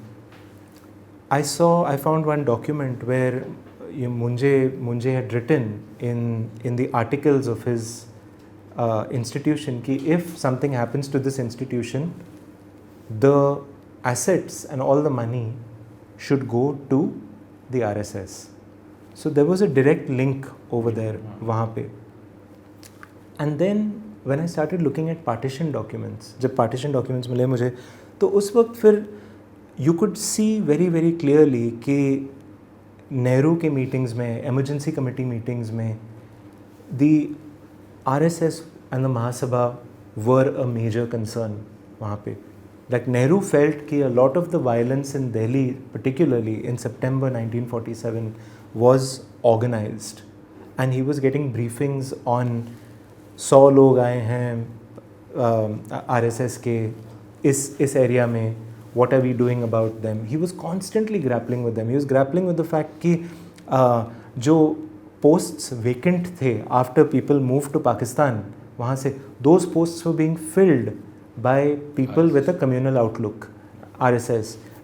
So he was also grappling with that. So it became, you know, and when you read those intelligence reports, आप अगर पढ़ें तो कोई किसी after January 30, 1948 कोई किसी jail से लिखता है कि प्लीज़ चेंज द जेलर, क्योंकि जिनको वो interrogate, and he was interrogating RSS के जो सस्पेक्ट्स हैं, द लेटर इज़ रिटन कि जो जेलर हैं जो इंटेरोगेट कर रहे हैं आरएसएस सस्पेक्ट को, वो इनके रिश्तेदार हैं या वो आरएसएस के हैं, तो please change this person. Then you saw कि जो उनके सिग्नल्स डिपार्टमेंट जो है, जहाँ से मैसेजेस वो pass through, they felt, they suspected very strongly कि RSS had put its people in those signals department. So in many cases, before the police over here received word from the police over here, in between They were intercepted. They were intercepted. Yeah. They were intercepted. So it was seeing all those documents was such an eye opener, and then you know that's how I started to build my own idea of what the RSS is, which was very different from what I heard from my relatives. You know, when you speak to people, आप उनसे बात करते हैं, आप कहते हैं कि देखिए, this is what I found over here in 1947, 48, 51. They're like, no, cannot be. Nice people. There's no doubting that. But at some level, something changes. You know, it's almost like मेरी जब बात हुई थी with people who were part of the RSS और वो छोड़ के निकले वहाँ से, they said that you don't know it as a child, but you're hearing these ideas. And that led me to think कि is the RSS an organization or a state of mind also? Yeah. This was also something that I was considering. Cultural organisation तो नहीं है, मतलब इसके अलावा सब शायद. It's definitely political. I mean, Yeah. you know. तो हम लोग जो डेटा के बारे में बात कर रहे थे, जी, कि जो बताइए. मतलब आइडेंटिटी पहले भी लोग मार्क कर रहे थे, कुछ आइडेंटिटी हम लोग खुद अपने ऊपर भी मार्क कर रहे थे. हम लोग को अपनी चोटी रखनी है, टीका लगाना है या टोपी पहननी है, ये सबसे हमारी अपनी आइडेंटिटी भी थी, कम्युनल आइडेंटिटी या पॉलिटिकल आइडेंटिटी. गांधी की अपनी एक पॉलिटिकल आइडेंटिटी. फिर ये जब ये डिजिटाइज होने लगा और ये एक तरफा हो गया कि आप अगर इस देश के नागरिक हैं और आपको सुविधाएं चाहिए, आपको अपने अधिकार चाहिए, तो आपको अपना डेटा जो है आपको सरकार को देना पड़ेगा और अपनी प्राइवेसी देनी पड़ेगी. तो सरकार आपको ये नहीं बताएगी जी. कि आपके डेटा कहाँ उसका ब्रीच हो रहा है, कहाँ उसका लीक हो रहा है, कहाँ उसको बेचा जा रहा है, और आपका सर्वेलेंस भी होगा उसके बाद. तो ये जो पूरी इक्वेशन है उस नागरिक की एजेंसी की और इस राष्ट्र, ये देश सत्ता की, उसको इस संबंध को आप कैसे देखते हैं, रिश्ते को कैसे देखते हैं? I think it's, अगर देखिए, if I can be, I think मैंने सोचा what does it mean in a larger sense? We are dealing with weaker and weaker systems. जो अपनी जो relationship है, there is a power imbalance. वो तो पहले से ही था. Imagine going to the police. वहाँ पर पहले ही there's a power imbalance. There's a power imbalance of class, of wealth, of caste, at many different levels. It exists. Ab, what data has done is you cannot see the ways in which that imbalance is playing out. the thing that happens is because it is electronic, and मैं आपको बताता हूँ why I'm telling you this. The relationship between you and the state has changed. This is exacerbated, मतलब it has become worse because आपको protest करने की आदत नहीं है, आपको सवाल पूछने की आदत नहीं है. तो what is bad keeps getting worse at some level. Now I'll tell you, जैसे झारखंड में आप देखिए, जब DBT शुरू हुई वहाँ पे, डायरेक्ट बेनिफिट ट्रांसफ़र वहाँ पे based on Aadhaar, there were people who died of hunger वहाँ पे. They did not know where the money had gone. There was some technical some mistake had happened and the money, जो पैसे जो आ रहे थे, welfare के पैसे जो आ रहे थे उनके अकाउंट में, they went to a different account which they did not know even existed. उनको पता ही नहीं था कि उनके नाम में एक दूसरा अकाउंट था which they could access had they known, लेकिन उन्हें पता नहीं था. So they would go to the bank. In one particular case, I'll tell you, एक है Primani Devi. She died in December 2017 में. What happened was she didn't have much money. She didn't have anything by way of possessions. उनके घर में कुछ नहीं था. एक लाइट बल्ब था, एक बेड था वहाँ पे. That was it. She relied on her rations. पैसे जो थे कहीं और गए, दूसरे अकाउंट में. वो 1-2 बार गई टू गेट हर मनी, नहीं मिले, नहीं मिला. एट द अदर एंड जो खाने का राशन जो था वो नहीं मिल रहा था because for whatever reason there was some, I think there was some diversion of food. तो जब ये सब हुआ, ultimately she died of hunger, starvation. She left a 11 or 13-year-old boy behind, Uttam. When I met him, he had a blank look on his face. मतलब उसे he had not processed it. He was very quiet. He was wondering whether to go, मतलब school जाऊँ या छोड़ दूँ. All of those, the things that you see in the aftermath of the only parent's death. When I went around the area और मैं लोगों से बात करने लगा, I asked them कि what happens when something like this happens? Who do you go to? उन्होंने मुझसे कहा कि भाई देखिए, पहले तो जब ये ऐसे कुछ होता था तो we would go to sarpanch या कोई विलेज लीडर जो था. अब किसके पास जाएं? We don't know who to go. Even the sarpanch himself does not know किसके पास जाएं जब टेक्निकल मैलफंक्शन होता है वहाँ पे, when your technology does not work the way it is suppose to. So मैं आपको ये इसलिए बता रहा हूँ because to me that reflected a change in the fundamental structure.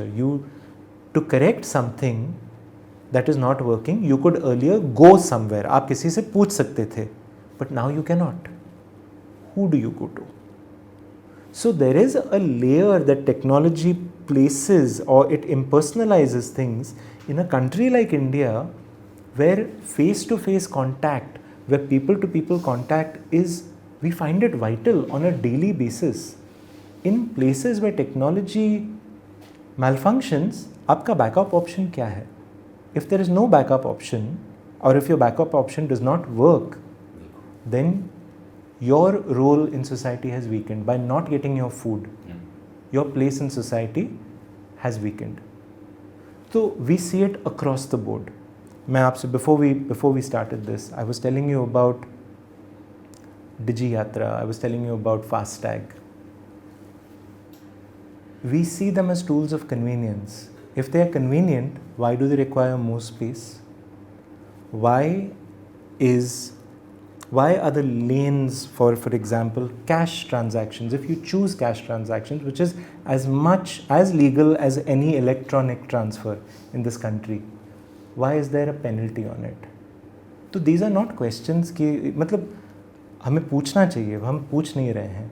And we don't realize कि we are giving up more and more space to something that we don't quite understand. That when I look at, देखिए कहते हैं कि oh so what would you rather have, like would you not have technology? ऐसे कोई नहीं कह रहा है, but that the application of technology without taking into account the realities of this country, which includes law, which includes power, which includes how a man can call up the police over and over again and tell him कि भाई देखिए यहाँ दंगे होने वाले हैं, आप जल्दी आइए. But the police does not respond. You are putting technology in this country. Of course, any talk of it being misused, the possibility of it being misused is not just theoretical. I would say based on our history, it is absolutely certain. Yeah. We have seen it over time.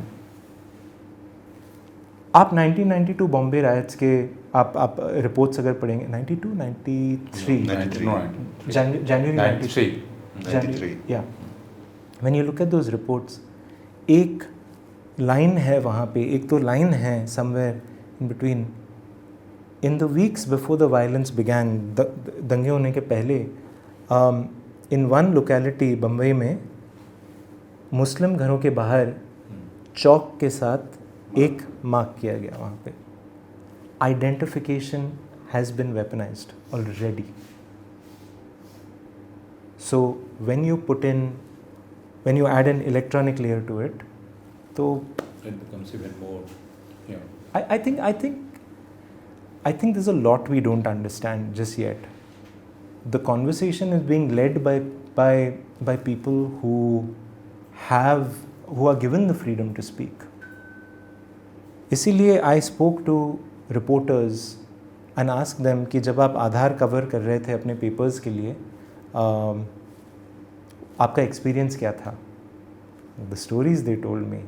One of them, एक तो मैंने यहाँ लिखी है यहाँ पे. There's a reporter for Economic Times, और जो उन्होंने मुझे बताया, I was like, yeah, of course, we did not make informed decisions. ये जो अनमेकिंग ऑफ डेमोक्रेसी है, ये सिर्फ भारत में तो नहीं हो रही, तो बहुत सारे इस समय बहुत सारे देशों में ये चल रही है. और अभी हम अमेरिका के इलेक्शन भी देख रहे हैं, पर ब्राज़ील में यही था, पोलैंड में था, स्पेन, फ्रांस तक में ये सब हो रही है बातें जो है. तो ये हम भी उसी पैटर्न का हिस्सा है या कुछ ये अलग हो रहा है हिंदुस्तान में, जहाँ पे एक स्ट्रॉन्ग लीडर है, जो मेजॉरिटी है वो खतरे में है, एक क्रोनी कैपिटलिज्म है, मीडिया मोनोपोलीज हैं, झूठ बोला जा रहा है, कोर्ट्स जो हैं वो इनफेक्टिव हो रहे हैं या डाइल्यूट हो रहे हैं जो है. ये लगभग ये कई देशों में एक ग्लोबल टेम्पलेट की तरह भी है. आई फील, मुझे लग रहा है, मैं एक स्कॉलर नहीं हूँ, मैं एक अथॉरिटेरियनिज्म का और डिक्टेटर्स का एक स्कॉलर नहीं हूँ, बट आई थिंक कि जो इंडिया में हो रहा है is quite different. I don't think it has anything to do, मुझे तो नहीं लग रहा है कि it has connected to the moment. The RSS tells us that it takes 100 years to do something. This is not एक minute का या 10 साल का नहीं ये 10 साल का नहीं है. This is older than India itself. और इसलिए सीधा रिश्ता हम बाहर जो हो रहा है और यहाँ, बल्कि उसके फ़र्क को समझना ज़रूरी है कि हिंदुस्तान में जो हो रहा है वो किस तरह बहुत ही अलग है. मे बी मेथड्स जो हैं दे आर शेयर्ड. हाँ, वो होंगे, लेकिन उस अंतर को समझना हम लोगों के लिए बहुत आवश्यक है. बहुत बहुत शुक्रिया राहुल. और मैं उम्मीद करूंगा, हम लोग उम्मीद करेंगे कड़वी कॉफ़ी की तरफ से कि हमारे श्रोता और दर्शक और पाठक द आइडेंटिटी प्रोजेक्ट इस किताब को ख़रीदेंगे और पढ़ेंगे, और ये शायद जल्दी ही हिंदी में भी आ जाएगी.